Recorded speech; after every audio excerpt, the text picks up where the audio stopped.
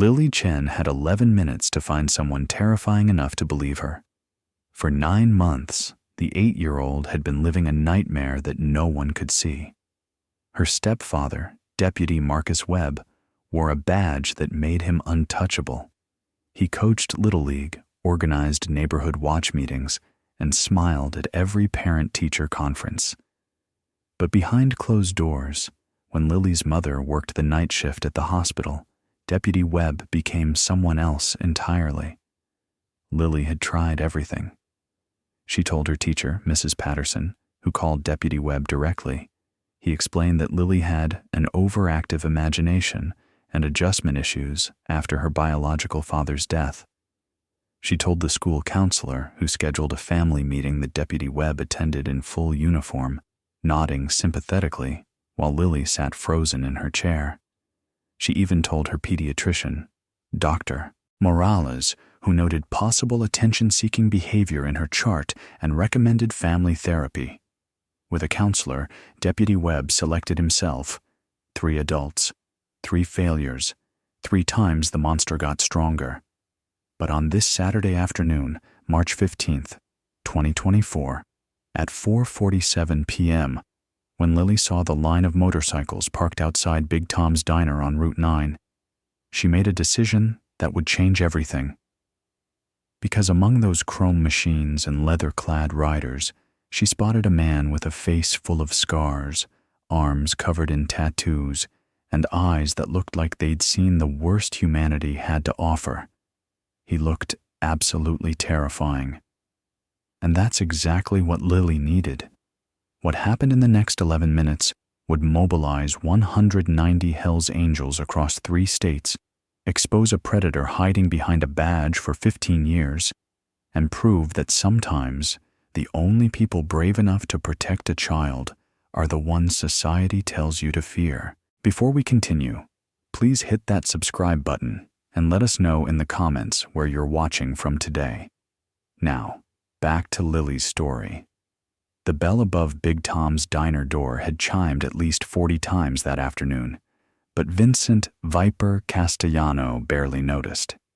He was 3 bites into a medium-rare cheeseburger, thinking about his daughter Sophia's upcoming dance recital, when a small shadow fell across his table. Viper looked up. Standing beside his booth was a girl who couldn't have been more than 8 years old.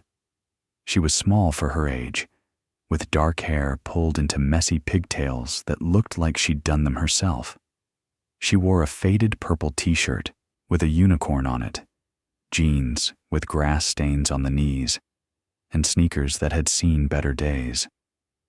But it was her eyes that made Viper set down his burger. Those weren't the eyes of an 8-year-old. They were the eyes of someone who had learned to be afraid of the people who were supposed to protect her. "Excuse me, sir?" Her voice was barely above a whisper, but steady, practiced, like she'd rehearsed this moment 100 times in her head. Viper glanced around. The diner was half full, families eating late lunch, a couple of truckers at the counter, his brothers from the Iron Valley chapter occupying 3 booths near the back. None of them had noticed the girl yet. "You lost, kid?" Viper asked, not unkindly. The girl shook her head. She was clutching something in her right hand. A folded piece of paper, gripped so tight her knuckles had gone white. "I need to ask you something," she said, "and I need you to tell me the truth." Viper leaned back, studying her. 23 years in the Hell's Angels had taught him to read people fast. This girl wasn't lost. She wasn't looking for a bathroom or trying to find her parents. She had walked into this diner, scanned the room, and chosen him specifically. "All right," he said slowly. "Ask." The girl took a deep breath. When she spoke, her words came out in a rush, like she was afraid she'd lose her courage if she slowed down. "Can you be scary enough to make him stop?" Viper blinked. "Make who stop?" "My stepdad." The girl's voice cracked slightly, but she pushed through. "He's a deputy. Everyone believes him. Nobody believes me. I've tried telling people, but they all—" She stopped, swallowed hard, and lifted her chin. "I saw you through the window. You look really scary. Scarier than him. I thought maybe if someone scarier told him to stop, he would have to listen." The diner seemed to go quiet, though logically, Viper knew the ambient noise hadn't changed. In that moment, all he could see was this tiny girl with her grass-stained jeans and her practiced calm voice and her eyes that had seen too much. "What's your name, sweetheart?" he asked, keeping his voice gentle. "Lily. Lily Chen." "Okay, Lily, I'm Vince, but people call me Viper." He gestured to the seat across from him. "Why don't you sit down and tell me exactly what's going on?" Lily hesitated, glancing toward the door. "I only have a few minutes. My mom thinks I'm at my friend Emma's house. If Deputy Webb finds out I left the neighborhood, he'll—" She stopped, pressing her lips together. "He'll what, Lily?" The girl slowly unfolded the paper in her hand. "He'll do this again." She placed the paper on the table between them. It was a photograph. Viper had seen a lot in his 51 years. He'd been in bar fights that left men hospitalized. He'd watched brothers die on the highway. He'd held his own daughter after her mother walked out, promising her that everything would be okay even when he wasn't sure it would be. But looking at that photograph made something inside him go very, very cold. The image showed Lily's arm, her small 8-year-old arm, covered in bruises that formed a pattern. Not random marks from rough play or childhood accidents. These were deliberate, systematic, the kind of bruises that come from someone who knows exactly how to hurt a child without leaving marks that show in short sleeves. "He's careful," Lily said quietly. "He never hits my face, never anywhere people can see. He says if I tell anyone, he'll make sure I get sent away to a place for kids who lie. He says nobody will ever believe me because he's a hero and I'm just a kid with problems." Viper looked up from the photograph. "When was this taken?" "Tuesday, after I accidentally dropped a glass at dinner." Lily's matter-of-fact tone was somehow worse than if she'd been crying. "He doesn't need a real reason. He just needs an excuse." "Your mama know about this?" Something flickered across Lily's face. Pain mixed with something that looked almost like guilt. "Mom works nights at St. Mary's Hospital. She's a nurse. She's tired all the time, and Deputy Webb is really nice to her. He brings her flowers and makes her laugh and tells her how lucky he is to have found them." The girl paused. "I think she wants to believe he's good. I think believing he's bad would mean everything she thought was true is a lie." Viper was quiet for a long moment. Behind him, he heard the scrape of boots on linoleum. His brothers, finally noticing that something was happening at his table. "Lily," he said carefully, "you know I'm not a police officer, right? I can't arrest anybody. And some people—" He gestured to his leather cut, the Hells Angels patch visible on the back. "Some people think men like me are the bad guys." Lily nodded seriously. "I know. That's why I picked you. Come again?" "Bad guys don't pretend to be good," Lily said simply. "Deputy Webb pretends all the time. He pretends to be nice and safe and helpful, but you're not pretending to be anything. You look exactly like what you are." She met his eyes with an intensity that made her seem much older than 8. "I don't need someone who pretends to be good. I need someone who's strong enough to stop someone bad. And you look really, really strong." Viper felt something shift in his chest. "Tony." He spoke without looking away from Lily. "Get over here." A moment later, Antonio Monk DeLuca slid into the booth beside Viper. Monk was the chapter's road captain, a massive man with a shaved head, full beard, and arms like tree trunks. He took one look at Lily, then at Viper's expression, and his entire demeanor changed. "What's going on, brother?" "This is Lily," Viper said. "She's got a problem with a deputy named Marcus Webb." Monk's eyes narrowed. "Webb? That prick runs the speed traps on Route 7.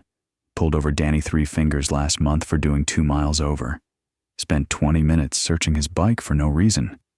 Yeah, well, apparently giving bikers a hard time isn't his only hobby." Viper slid the photograph across the table. Monk looked at it. His jaw tightened. When he looked up at Lily, his voice was surprisingly soft for such a big man.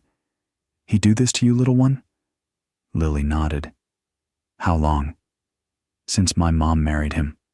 That was 9 months ago. But I think—" She hesitated. "I think he did bad things before. To other kids. I found stuff on his computer." Both men went very still. "What kind of stuff?" Viper asked. "Folders. With pictures. With names.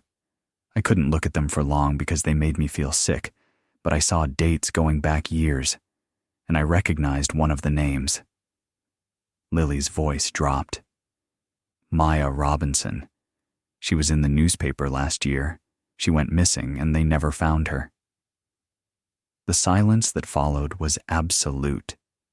Monk and Viper exchanged a look that communicated more than words ever could. This wasn't just domestic abuse anymore.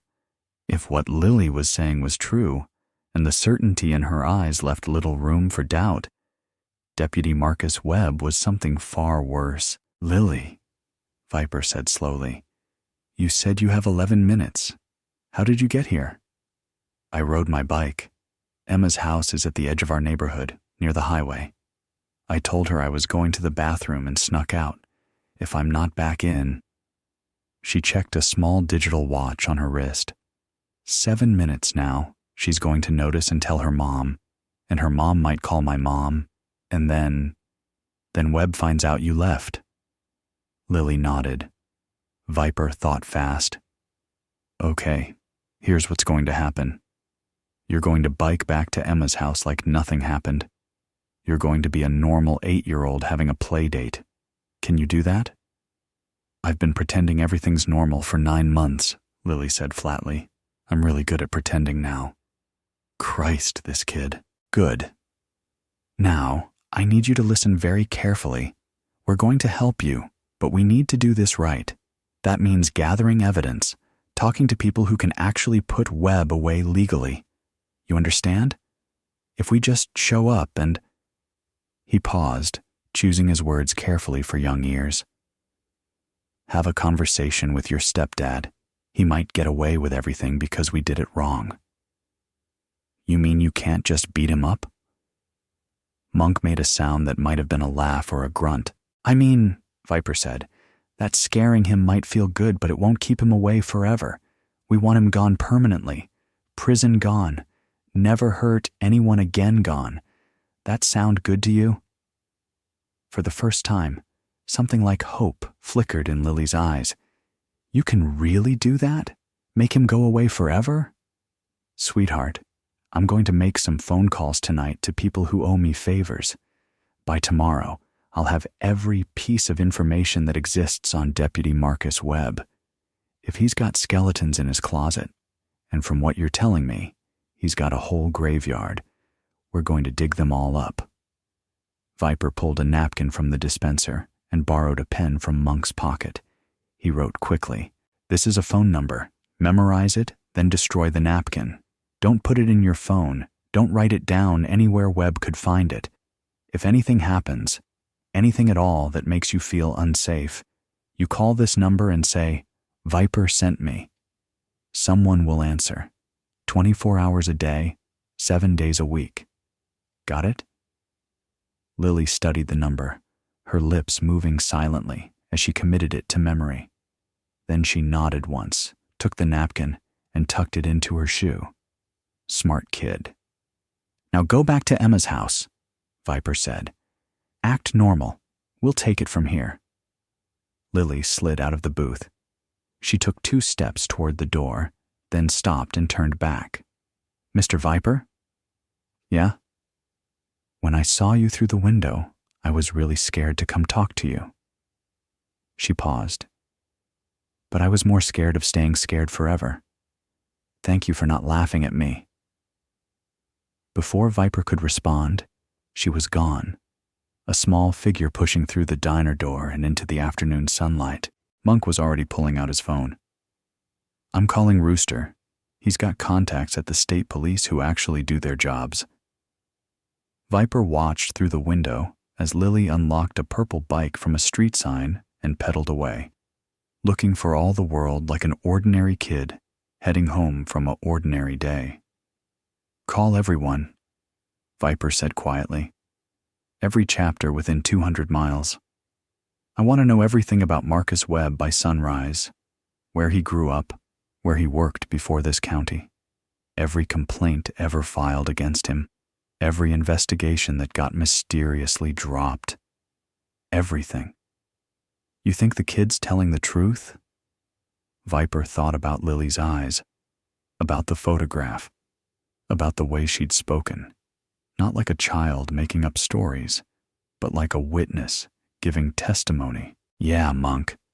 I think she's been telling the truth for 9 months, and not a single adult listened."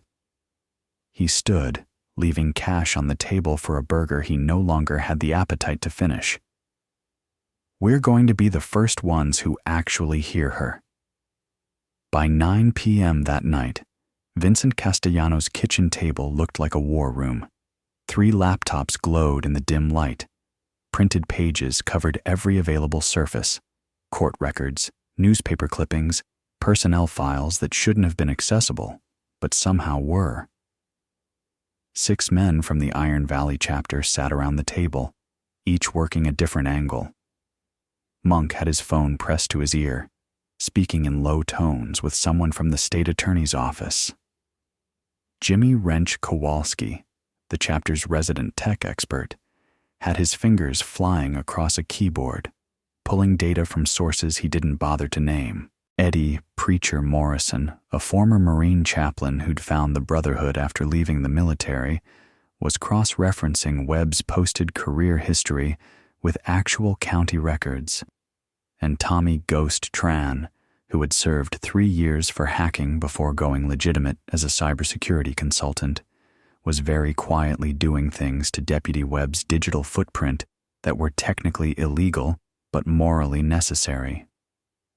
Viper stood at the head of the table, reading each piece of information as it came in. The picture emerging was worse than he'd feared.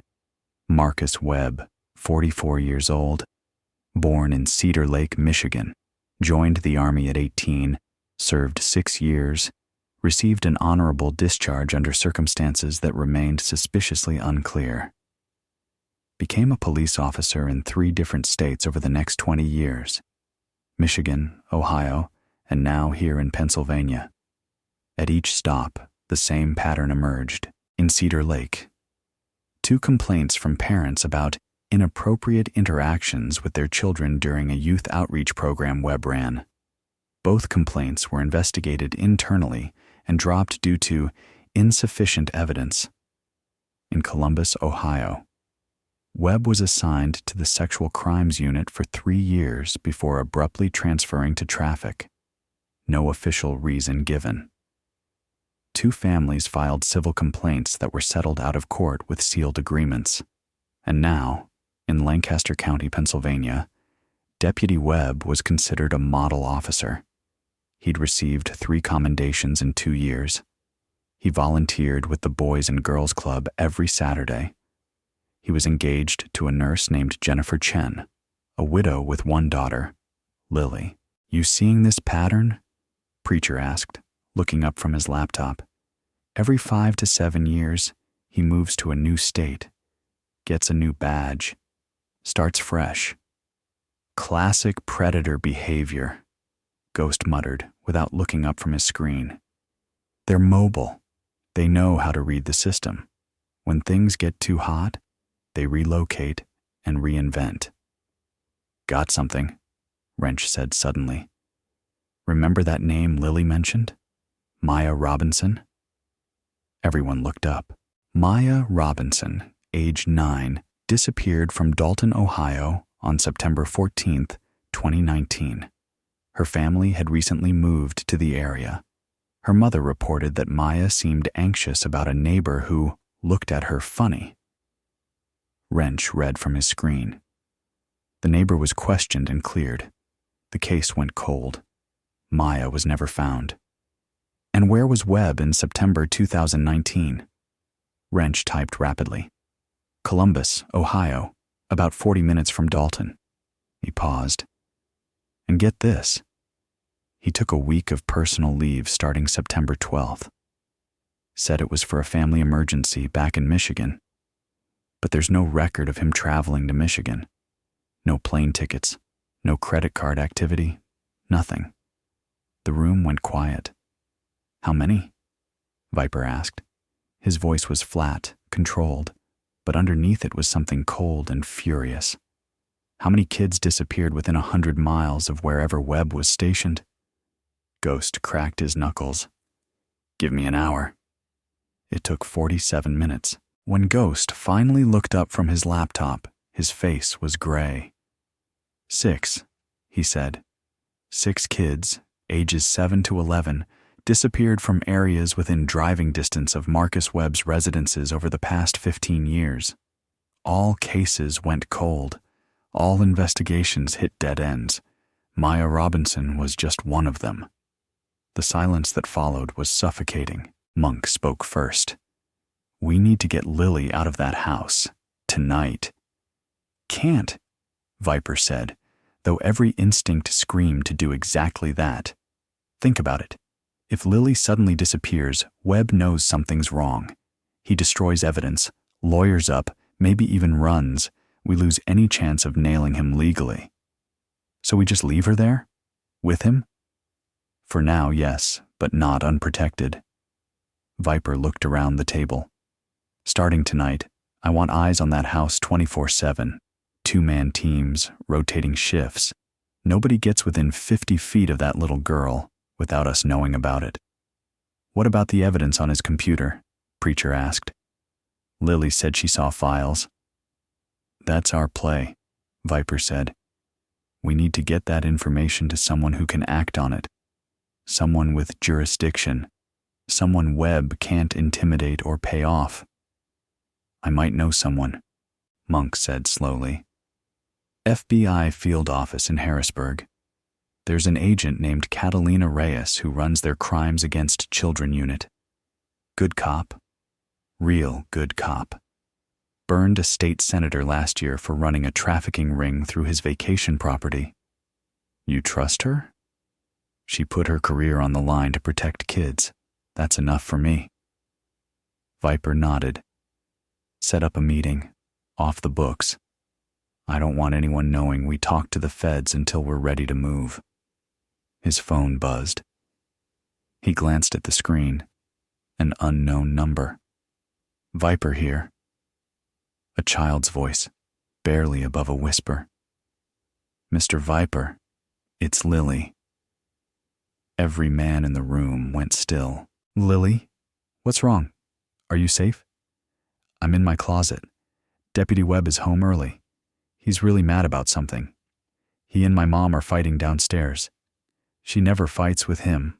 I think... Her voice caught. I think she might have found out something. Viper was already moving toward the door, grabbing his keys. Stay in that closet. Don't make a sound. I'm sending someone now. I can hear him coming up the stairs. Those 6 words froze Viper's blood. Lily, listen to me very carefully. Is there a window in your closet? No. Is there a lock on the inside of your door? Just a little latch thing. Use it. Stay quiet. Stay hidden. No matter what you hear, do not open that door. I will be there in...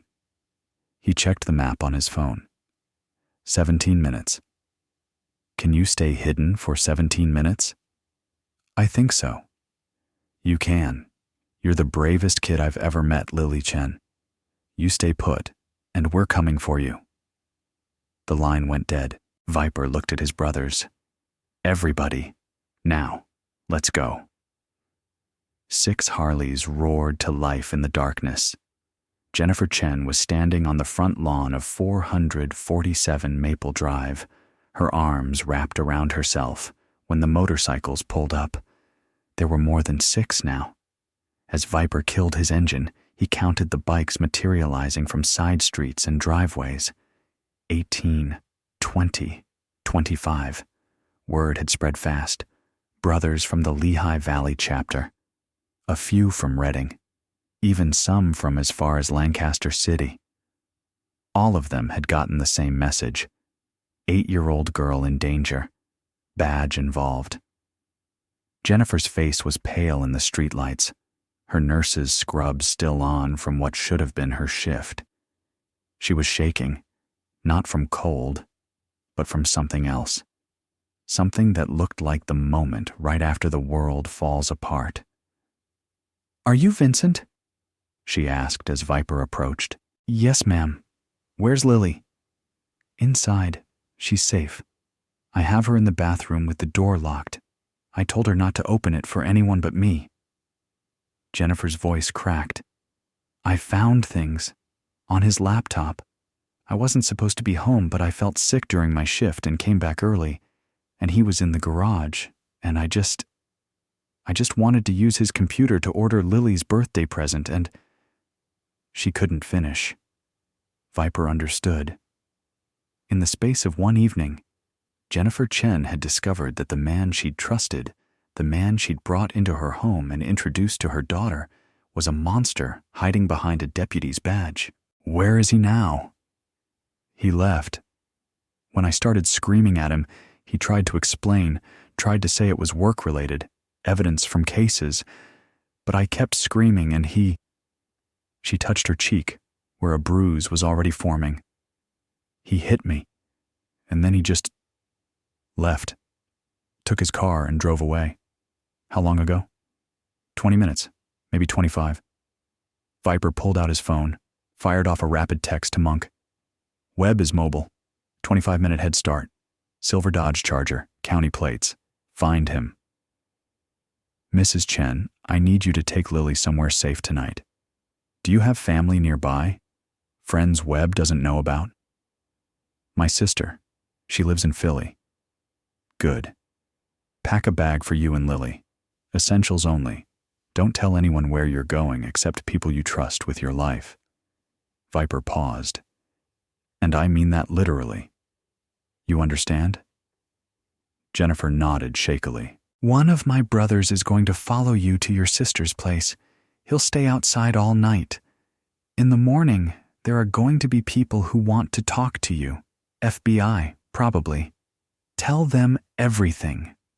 Every detail about Webb. Every file you saw on that laptop. Every time he left unexpectedly or came home late. Can you do that?" "I'll do anything." Jennifer's voice hardened through her tears. "I brought him into my daughter's life. I defended him when she tried to tell me something was wrong. I have to make this right." "You're making it right now. That's what matters." Preacher stepped forward. "Ma'am, I'm Eddie Morrison. I'm going to be your escort tonight. Why don't you go get Lily, and I'll pull my bike around back where the neighbors won't see." As Jennifer hurried inside, Viper turned to the assembled brothers. The count had grown to over 30 now, and more headlights were appearing down the street. "Listen up," he called. "Target's name is Deputy Marcus Webb. He's running. He knows the jig is up and he's going to try to disappear, just like he's done before. But this time, he's got 6 state and local chapters watching every road out of Lancaster County." "Where do we think he's heading?" someone called. "Unknown. But he's been doing this for 15 years across 3 states, which means he's got bolt holes, escape plans, maybe even false identities. We need to find him before he ghosts." Viper's phone buzzed. He looked at the screen. "Monk. Got him. Route 30 heading east. Moving fast. Brothers from Lancaster City are on his tail. He's on Route 30, Viper announced. Lancaster City chapter has eyes on him. Let's move. The next hour was a masterclass in coordinated pursuit. Webb was a trained officer with tactical driving experience, but he'd never gone up against a network of 190 Hells Angels who knew every back road, every shortcut, every dirt path through Pennsylvania's farmland. Every time Webb tried to exit the highway, a line of motorcycles was already there, blocking the ramp without technically breaking any laws. Every time he tried to double back, a brother appeared in his rearview mirror, maintaining perfect following distance, not close enough to be called harassment, not far enough to lose him. He was being herded. And somewhere around 11:45 p.m., Deputy Marcus Webb realized it. His Charger came to a stop in the parking lot of an abandoned grain mill on the outskirts of Amish country. He killed his headlights, and for a long moment, nothing moved. Then, one by one, motorcycles emerged from the darkness. 30, 40, 50. They formed a wide circle around the Charger, engines rumbling like distant thunder. Headlights clicked on, bathing the silver car in overlapping beams until it seemed to glow against the black night. Viper dismounted and walked toward the driver's door. For a long moment, Webb didn't move. Then the door opened, and he stepped out. He was still in his deputy's uniform, badge gleaming, gun on his hip. He moved like a man who was used to being in control, who had spent decades leveraging authority and fear to get what he wanted. But looking at the wall of leather and chrome surrounding him, something in his eyes flickered. For the first time in a long time, Marcus Webb was not the scariest person in the room. "Deputy Webb," Viper said, stopping 10 feet away, "I'm going to need you to take that weapon out very slowly, set it on the ground, and step away from it." Webb's hand twitched toward his holster. "You know what happens if you assault an officer? Every man here goes to prison." "Nobody's assaulting anybody. We're just having a conversation. But that conversation's going to be a lot more productive if there's no firearms involved." Viper's voice was calm, almost casual. "See, I've got a real interesting collection of documents back at my place. Court records, personnel files, missing person reports. You'd be amazed what you can find when you start digging." Webb's composure cracked just slightly. "You don't know what you're talking about. Maya Robinson, Hannah Fletcher, David Nguyen, Emma Kowalski." Viper recited the names slowly, watching Webb's face with each one. "You want me to keep going? Because I've got 6 names total, and I'm betting there's more we haven't found yet. Those are cold cases, coincidences. There's no evidence." "There's a laptop in your house." Viper cut him off. "A laptop that your wife accessed tonight. I'm guessing by the time the FBI gets done analyzing that hard drive, they're going to find a lot more than coincidences." For the first time, real fear crossed Webb's face. "The FBI?" "Agent Catalina Reyes, Crimes Against Children Unit. She's very interested in meeting you." Viper checked his watch. "Should be here in about 15 minutes, actually." She was pretty motivated when she heard what was on that laptop. Webb's eyes darted around the circle of bikers, calculating escape routes. Finding none. "Here's what's going to happen," Viper continued. "You're going to stand there quietly until the feds arrive. You're going to answer their questions, and you're going to spend the rest of your life in a federal prison, which, if the other inmates find out what you did, probably won't be very long. You can't do this." Webb's voice was rising now, losing its practiced composure. "I'm a law enforcement officer. I have rights." "You have the right," Viper said quietly. to understand what happens to people who hurt children. We're not touching you, deputy. We're not breaking any laws. We're just bearing witness. Headlights appeared on the access road, 2 black SUVs moving fast. That'll be Agent Reyes, Viper said. Boys, let's give the feds some room to work. The circle of motorcycles parted just enough to allow the SUVs through.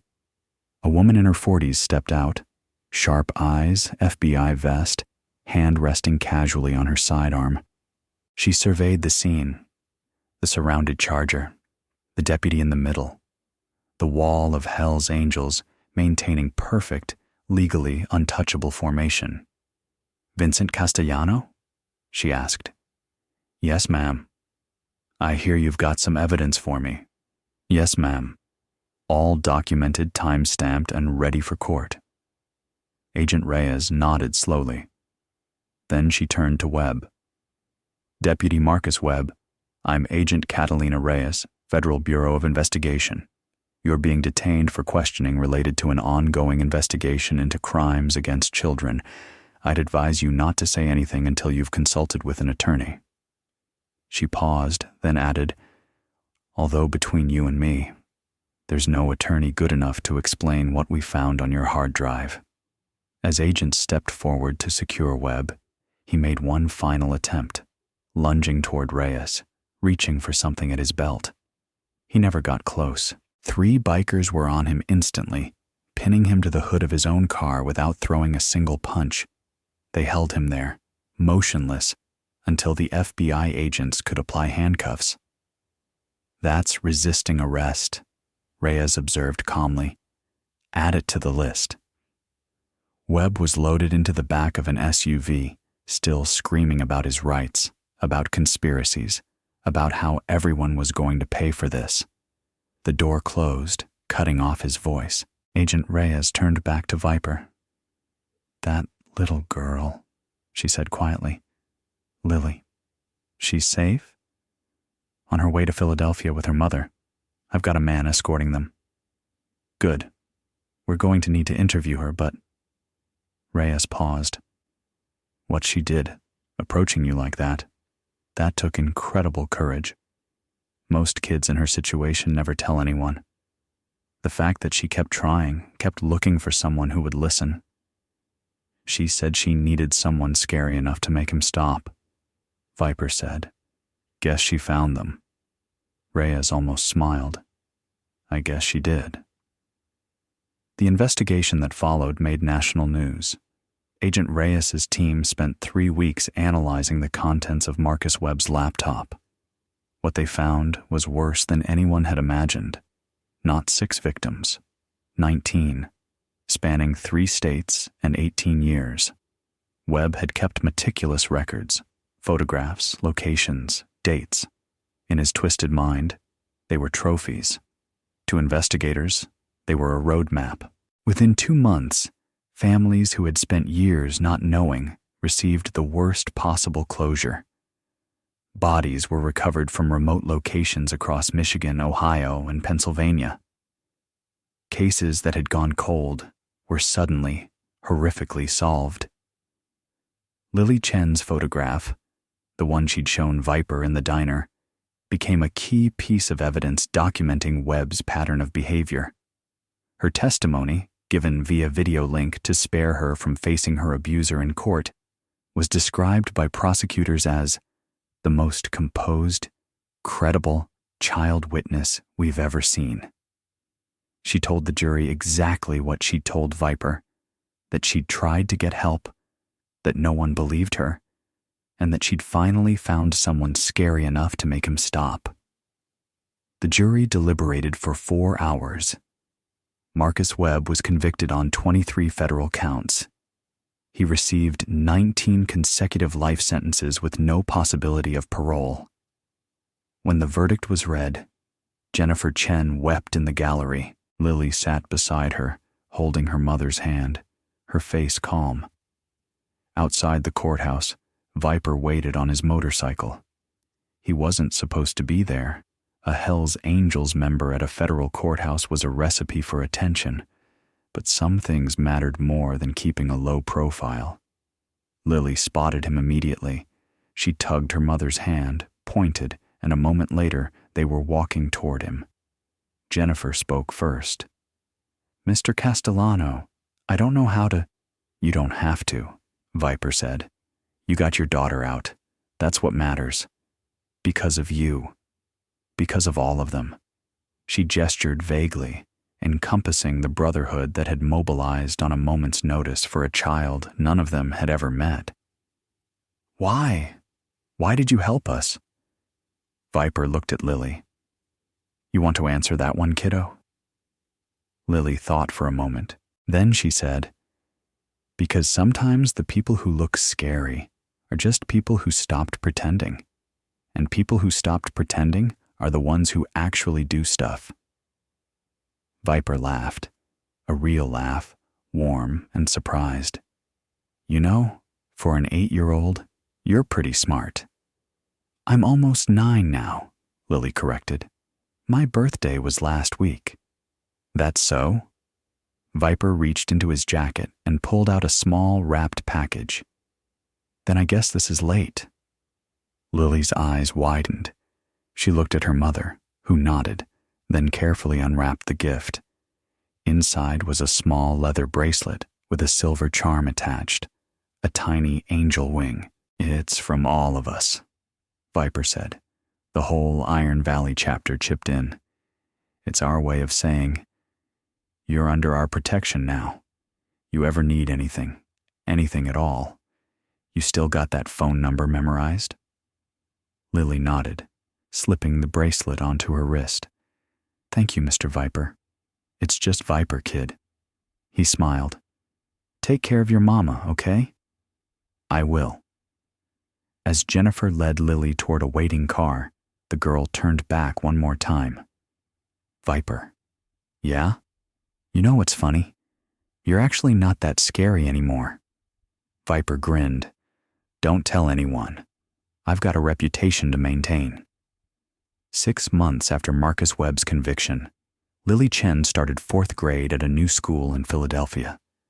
She made friends easily. Other kids were drawn to her quiet confidence, the way she spoke to adults without being intimidated, the sense that she'd seen something of the world and come out stronger. Her mother, Jennifer, started dating again. Carefully. Slowly. A pediatric surgeon named Michael, who understood that trust, once broken, takes time to rebuild. He didn't push. He didn't pressure. When Lily asked him pointed questions about his background, he answered every one without getting defensive. "That's a good sign," Lily told her mother afterward. "He's not scared of questions. Bad people are always scared of questions." The Iron Valley chapter of the Hells Angels continued their work. Not officially, of course.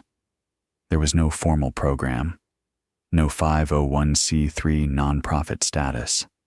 But word spread in certain circles that if a child was in danger and the system had failed, there were people who would listen. People who looked scary, but turned out to be exactly what a desperate kid needed. Viper got calls from as far away as Texas and Florida. Parents at wit's end, teachers who'd reported abuse only to see it covered up, social workers frustrated by a system designed to protect institutions rather than children. He couldn't help everyone, but he helped some, and every single time, he thought of Lily Chen walking into Big Tom's diner, choosing the scariest-looking person in the room, and asking a question that changed everything. 1 year after the trial, Viper received a letter. No return address. Philly postmark. Inside was a single sheet of lined paper, the kind kids use in school, covered in careful handwriting. "Dear Viper, my teacher says we have to write a letter to someone who made a difference in our life.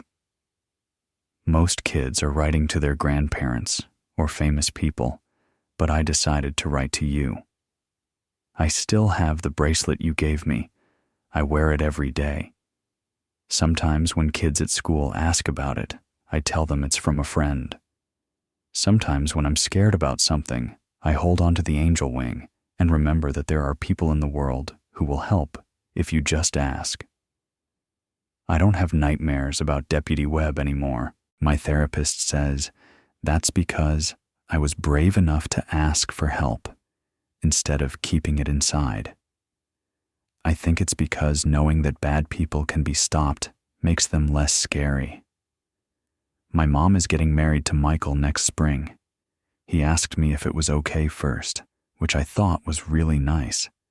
I said yes because he makes my mom happy, and he never pretends to be something he isn't. I'm going to be a lawyer when I grow up. Not a regular lawyer, but the kind that helps kids who are in trouble. My therapist says that's called transforming trauma into purpose, which sounds fancy, but really just means turning bad things into reasons to help other people. Thank you for being scary enough. Your friend, Lily Chen, age 9 3/4. Viper read the letter 3 times. Then he carefully folded it, placed it in his wallet next to the photograph of his daughter Sophia, and went back to work. Because somewhere out there, another kid was looking for someone scary enough to believe them, and the Hell's Angels would be ready. This story is a reminder that heroes don't always look like what we expect. Sometimes they wear leather instead of capes. Sometimes they ride motorcycles instead of white horses. Sometimes the scariest looking people in the room are the ones with the biggest hearts. And sometimes all it takes is one brave child willing to ask for help and one adult willing to actually listen. If you believe heroes don't always wear capes, sometimes they wear leather, this story is for you. Hit subscribe to join the Gentle Bikers family for more heartwarming biker intervention and justice stories. Comment below and tell us where you're watching from. Living room TV, truck cab, or phone on the nightstand. We'd love to know. And if this story moves you, please share it with someone who still believes in quiet, stubborn kindness. Weekly biker stories that touch your heart. Real brotherhood. Real emotion. Disclaimer. This is a fictional audio drama created for entertainment purposes. Names, characters, businesses, places, events, and incidents are either the products of the author's imagination or used in a fictitious manner.